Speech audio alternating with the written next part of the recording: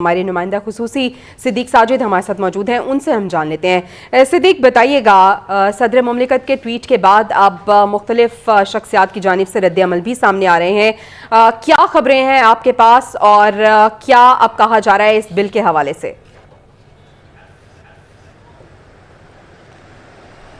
जवेरिया, ये जो बिल है, दोनों बल्कि जो बिल हैं ये बाकायदा कानून की शक्ल इख्तियार कर चुके हैं।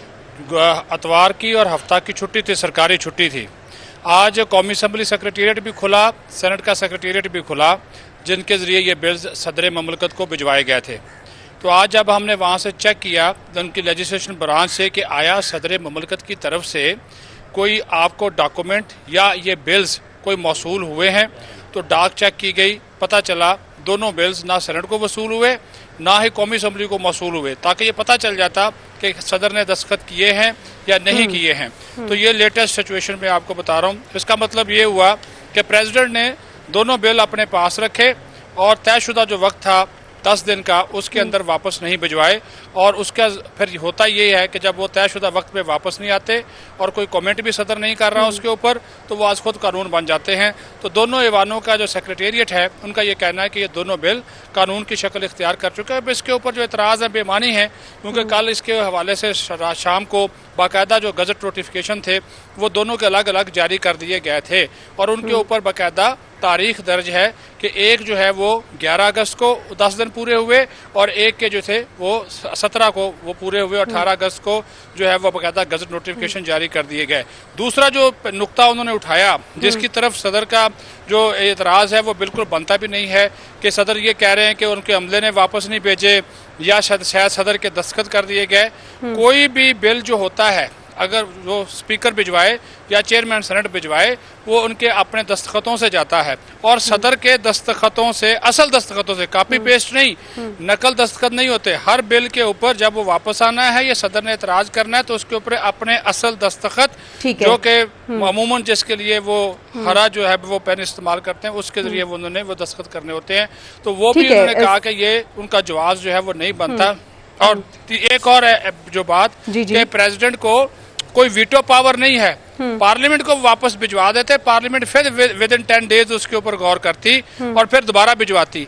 लेकिन प्रेसिडेंट के जो वीटो पावर का इख्तियार है वो नहीं है, ये पावर पार्लियामेंट की है कि वो लेजिस्लेशन करे। ये आज जो गैर रस्मी गुफ्तगू हुई स्पीकर साहब से भी, तो उन्होंने कहा कि ये तो नहीं हो सकता कि पार्लियामेंट अपना जो कानून साजी का इख्तियार है वो किसी और को दे दे, ये तो हम नहीं दे सकते। हम जो कानून आइन में लिखा हुआ 75(1) में कि पहली मरतबा 10 दिन है, प्रेसिडेंट 10 दिन के अंदर एतराज कर दे, फिर 10 दिन का वक्त होता है। 10 दिन में अगर ठीक है, अगर कबूल नहीं तो एतराज कर देते तो उसको उसके अकॉर्डिंग ही देखा जाता। आदिल अब्बासी भी हमारे साथ मौजूद है, हमारे साथ ही रहिएगा आप भी। सिद्दीक साजिद, आदिल, जिस तरह से हमें बता रहे हैं अभी सिद्दीक साजिद भी कि ना तो सेनेट को कोई बिल मौसूल हुआ है ना ही कौमी असम्बली में कोई बिल मौसूल है, यानी सदर मुमलिकत की जानिब से ना तो दस्तखत हुए और ना ही वो जो उनकी जानिब से कहा जाता है कि मेरे दस्तखत खुद ही कर दिए गए हैं और बिल दे दिए गए हैं, तो कोई बिल तो मौसूल नहीं हुआ, यानी वो खामोश रहे। और उनकी खामोशी जिस तरह से अब सियासी जमातों की जानिब से भी कहा जा रहा है कि उससे तो रजामंदी ही हम समझेंगे।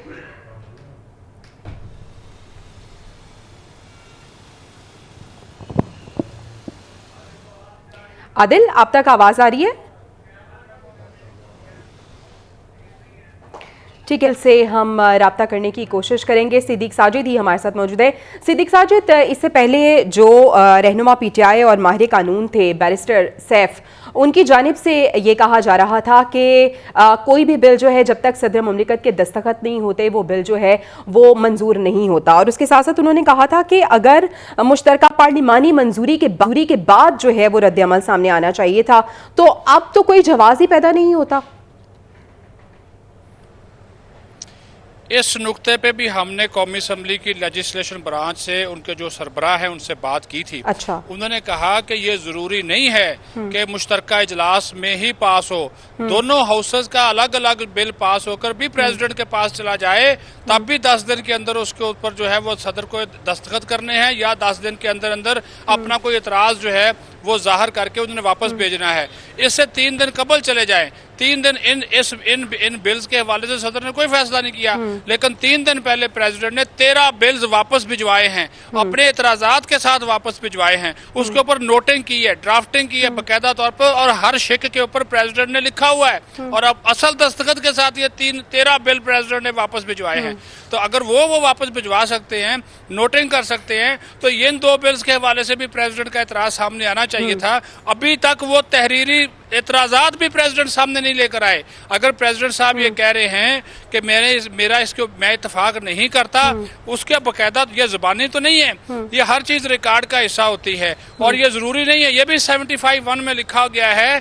पार्लियामेंट ठीक है, ये सारी चीजें इसमें दर्ज है। आदिल ने भी हमें ज्वाइन कर लिया है, आदिल से भी हम बात कर लेते हैं। आदिल, बताइएगा क्या खबरें हैं कानूनी हवाले से? इस बिल को लेके बहुत से सवालात जो है उन्होंने जन्म ले लिया है, इसकी क्या कानूनी हैसियत है? और जिस तरह से अभी डिटेल्स हमें बता रहे थे नुमाइंदा खुसूसी सिद्दीक साजिद भी, तो अब उसके बाद क्या कानूनी तौर पर इस बिल की हैसियत है?